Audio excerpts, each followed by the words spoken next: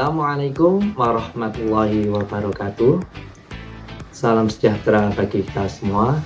Salam, Om Swastiastu, Namo Buddhaya, salam kebajikan, rahayu.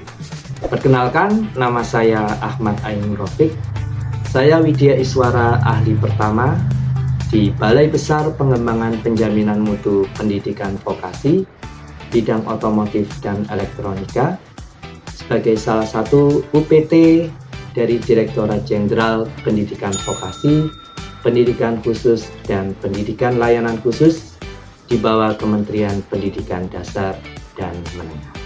Bapak dan Ibu, hari ini kita akan sharing informasi dan pengetahuan tentang asesmen dalam pembelajaran mendalam.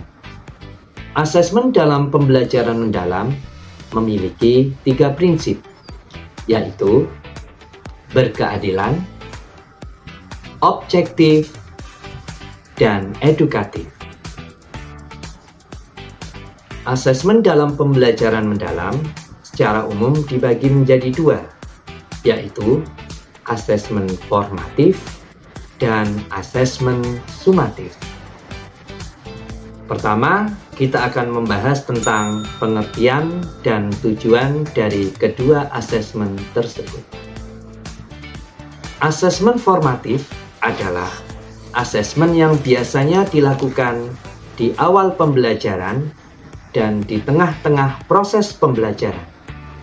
Tujuannya untuk mendapatkan umpan balik untuk perbaikan proses pembelajaran serta mengetahui informasi awal peserta. Sedangkan asesmen sumatif adalah asesmen yang biasanya dilakukan di akhir pembelajaran. Asesmen sumatif bertujuan untuk mengetahui capaian hasil belajar murid. Baik Bapak dan Ibu, untuk membantu memantapkan pemahaman terkait asesmen dalam pembelajaran mendalam, mari kita simak bersama video berikut ini. Yang pertama, Assessment of Learning. Assessment of Learning adalah penilaian di mana siswa dinilai pencapaiannya berdasarkan standar atau tujuan pembelajaran.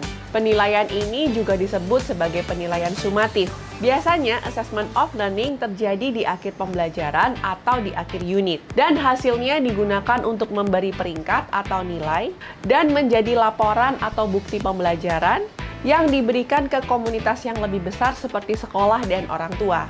Ya, rapot itu tadi. Yang kedua, Assessment for Learning. Assessment for Learning adalah penilaian yang dilakukan agar hasilnya dapat menjadi informasi baik bagi guru maupun bagi siswa untuk meningkatkan proses pembelajaran selanjutnya. Yap, tujuan dari penilaian ini adalah perbaikan proses belajar mengajar. Oleh karena itu, penilaian ini dilakukan tidak di akhir, melainkan di titik-titik tertentu selama proses pembelajaran. Penilaian ini juga sering disebut sebagai penilaian format. Yang ketiga adalah Assessment as Learning. Seperti namanya, pada saat melakukan penilaian ini, anak-anak juga sedang belajar di waktu yang bersamaan. Perbedaan yang paling mencolok dari Assessment as Learning dengan 2 asesmen sebelumnya, yaitu penilai dari asesmen ini adalah anak-anak sendiri, bukan kita sebagai guru. Tujuannya agar anak-anak dapat menyadari, memonitor dirinya sendiri, dan tentu saja mengembangkan self-regulation skill. Dalam asesmen ini, peranan guru adalah sebagai penuntun atau guide yang melemparkan pertanyaan-pertanyaan metakognitif yang dapat membantu anak-anak menilai diri mereka sendiri. Bagaimana Bapak dan Ibu? Mudah-mudahan pemahaman terkait asesmen dalam pembelajaran mendalam lebih mantap ya setelah menyimak video tadi. Selanjutnya mari kita menguji pemahaman Bapak dan Ibu tentang asesmen dalam pembelajaran mendalam.